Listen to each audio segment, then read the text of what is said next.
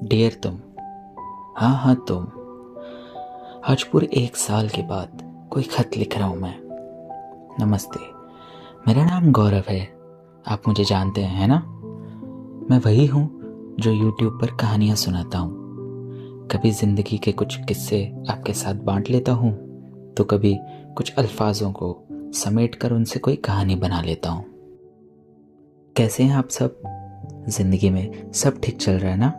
चलो बढ़िया, यहाँ भी सब ठीक है। अभी शाम के 7:45 बज रहे हैं और मैं रेलवे स्टेशन पर अपनी ट्रेन का इंतज़ार कर रहा हूँ। वो दरअसल बात यह है कि आज मैं अपने ऑफिस की फैक्ट्री में गया था। तो वहाँ पर एक सर हैं जिनके भाई या भांजा जो भी है, उनकी तबीयत थोड़ी सी ख़राब है। तो उन्होंने मुझसे कहा कि यार गौरव, सुनना, एक काम करेगा क्या मेरा? तो मेरा ऐसा है कि मैं कभी भी किसी को ना नहीं कहता। मैं किसी भी काम के लिए मना नहीं करता। मैंने कहा कि बताइए सर, क्या काम है? उन्होंने कहा कि उनको उनके भाई को कुछ दवाइयाँ पहुँचानी हैं और वो गोरेगांव में रहते हैं। गोरेगांव जो है वो मेरे घर से काफ़ी दूर है। मतलब अगर आप लोकल ट्रेन से जाएंगे तो 25 से 30 मिनट में आप पहुँच जाएंगे। मैंने कहा कि ठीक है, आप मुझे दवाइयाँ दे दीजिए, मैं उन्हें पहुँचा दूँगा। मैं 5:45 को अपनी फैक्ट्री से निकला और 6:13 की लोकल पकड़कर लगभग 7:30 के आसपास अपने घर पहुंच गया। मैंने अपना भारी भरकम लैपटॉप से भरे बैग को रखा और अपना वॉलेट लेकर तुरंत निकल गया। मम्मी ने मुझसे कहा कि तुझे आते आते रात के 10 बज जाएंगे, पहले कुछ खा ले। लेकिन मैंने मना कर दिया और बिना कुछ खाए, बिना कपड़े चेंज किए निकल गया। तो ये जो किस्सा है, ये मतलब ऐसा है कि इससे मिलती जुलती एक पुरानी बात याद आ गई। चलिए आपको सुनाता हूँ। तो उस दिन भी कुछ ऐसा ही हुआ था। मैं ऑफिस से अपने घर पहुंचा। रात के करीब 9 या 9:15 कुछ बज रहे थे। मैंने अपना बैग रखा और अपना वॉलेट लेकर ऑफिस वाले कपड़े में ही निकल गया था। उस दिन मैं सुबह से ही भूखा था, क्योंकि सुबह मम्मी के साथ छोटी मोटी कहासुनी हो गई थी। तो गुस्से में मैंने अपना नाश्ता नहीं किया और अपने टिफ़िन को ऑफिस बॉय को खिला दिया था। तो कुल मिलाकर मैं भूखा ही था। दरअसल बात ये हुई थी कि मेरी जो असिस्टेंट थी, वो पुराने ऑफिस में, वो कुछ वक्त पहले अपने गांव गई थी और वापस लौटते वक्त उसने सभी के लिए मिठाई लाई थी। लेकिन कोइंसिडेंटली मैं उस दिन भी अपने फैक्ट्री में ही था, जिस वजह से मैं वो मिठाई खा नहीं पाया। फिर अगले दिन जब मैं ऑफिस पहुंचा तो उसने मुझे शाम को वो मिठाई दी थी। अच्छा हाँ, एक बात तो मैं बताना आपको भूल ही गया। मैंने ना उसके लिए एक रुमाल खरीदा था, छोटा सा प्यारा सा गुलाबी रंग का रुमाल। तो शाम को जब हम बैठे थे तो मेरी और उसकी छोटी सी लड़ाई हो गई थी किसी काम को लेकर, और इस लड़ाई के पहले मैंने उसे वो रुमाल दे दिया था।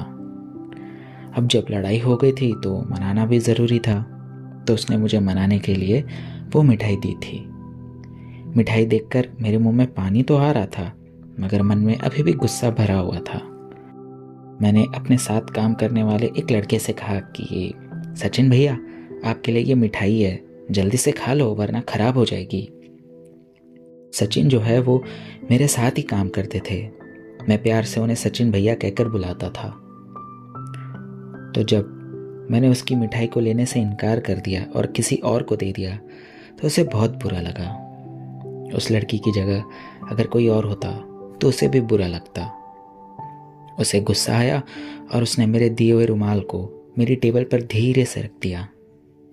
उसका ये करना हुआ ही था और मैंने झट से उस रुमाल को कचर पचड़ करके डस्टबिन में डाल दिया।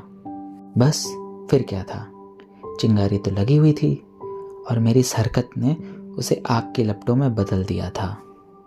उसके बाद वो लड़की वॉशरूम में जाकर बहुत रोई। कुछ पल के बाद वो वापस आई। उसकी आंखें लाल थी और अपनी भीगी पलकों को छुपाने की कोशिश में थी, मगर मेरी आंखों से कहाँ कुछ छुपता। मेरी आंखों ने उसके आंसुओं को पढ़ लिया था। उसके बाद उसने मुझसे बात नहीं की। हमारे ऑफिस से निकलने का भी समय हो गया था। हम सब अपनी बस में आकर बैठ गए। मेरी नज़र उसे ढूंढ रही थी, लेकिन वो बस में नहीं थी। मैंने उसे कॉल किया तो पता चला कि उसने मुझे ब्लॉक कर दिया था। मगर मेरे पास एक और मोबाइल था जो कि ऑफिस की तरफ से मिला हुआ था, तो मैंने उस नंबर से उसे कॉल किया। रिंग जाती रही और मेरी धड़कन हर रिंग के साथ बढ़ती जा रही थी।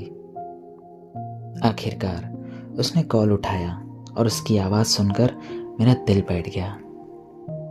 वो रो रही थी और रोते रोते मुझे गालियां दे रही थी। उसका ये करना बनता भी था, क्योंकि काम ही मैंने ऐसा किया था। मैंने तो बस मजाक किया था यार। मुझे नहीं पता था कि मेरा मजाक किसी का दिल दुखा सकता है। बस फिर क्या था, मैं रात के 9:30 बजे अपने घर पहुंचा और अपना वॉलेट लेकर बिना कुछ खाए पिए निकल गया उस लड़की के घर उसे सॉरी कहने। वो लड़की मेरे घर से बहुत दूर रहती थी। लगभग 1.5 या 2 घंटे के सफ़र के बाद मैं उसके स्टेशन पहुंचा और वहाँ से उसका घर थोड़ा और दूर था। अगर आप ऑटो से जाएंगे तो 10 मिनट और पैदल जाएंगे तो कम से कम आधा घंटे में पहुंच जाएंगे। मैं पैदल ही निकल पड़ा, क्योंकि मेरे वॉलेट में रेलवे पास के अलावा कुछ नहीं रहता। रात के करीब 12 या 12:30 बज रहे थे। मैं उसके घर पहुंचा और उसे कॉल करके नीचे बुलाया। हालांकि पहले उसने आने से मना कर दिया था, क्योंकि रात के 12 बजे किसी लड़की का घर से निकलना बहुत गलत बात है। मगर फिर भी वो नीचे आई। अंधेरा बहुत था, मगर उसकी लाल आंखें मुझसे छुप नहीं पाई। मैंने उससे सॉरी कहा। उसे पता था कि मैं सुबह से भूखा हूं, तो पहले उसने कहा कि भाई तू कुछ खाकर आया है या ऐसे मुंह उठा के चला आया? रुक, मैं तेरे लिए कुछ लेकर आती हूँ। मैंने मना कर दिया, क्योंकि उस वक्त भूख से ज़्यादा ज़रूरी उससे माफ़ी मांगना था। आखिरकार उसने मुझे माफ़ किया और फिर वहाँ से मुझे भगा दिया। अब मेरे जेब में पैसे तो थे नहीं, इसलिए फिर से पैदल निकल पड़ा और रात के 1 बजे तक स्टेशन पहुंचा। मैंने ट्रेन पकड़ी और 2 या 2:30 बजे अपने घर पहुंचा। घर पहुंच के देखा तो मेरी मम्मी जगी हुई थी। सोती भी कैसे, उनका बच्चा रात को 2 बजे तक बाहर घूम रहा है, तो कौन से माता पिता सो पाएंगे। उस दिन मैंने 2 लोगों का दिल दुखाया था, एक मेरी मम्मी और एक वो ऑफिस वाली असिस्टेंट। सच कहूं तो ये सब मेरे लिए किसी फिल्मी सीन से कम नहीं था। रात के 12 बजे किसी से माफ़ी मांगने मैं सड़कों पे भटक रहा था। मैंने अपनी बकेट लिस्ट में ये लिखा तो था कि लाइफ में एक बार फिल्मी सीन ज़रूर करूँगा, मगर इस तरह ये कभी नहीं सोचा था।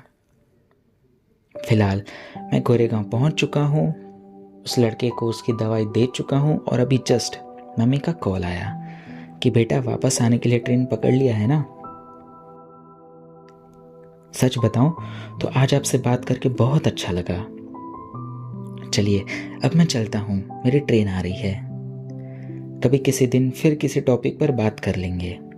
अब वक्त हो गया है एक प्यारी सी झप्पी का। अब अपना राइट हाथ लेफ्ट शोल्डर पर रखिए।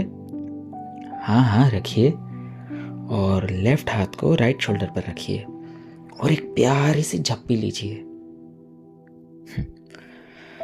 चलिए मैं चलता हूँ, तब तक मुस्कुराते रहिए और अपना ध्यान रखिए। Bye bye.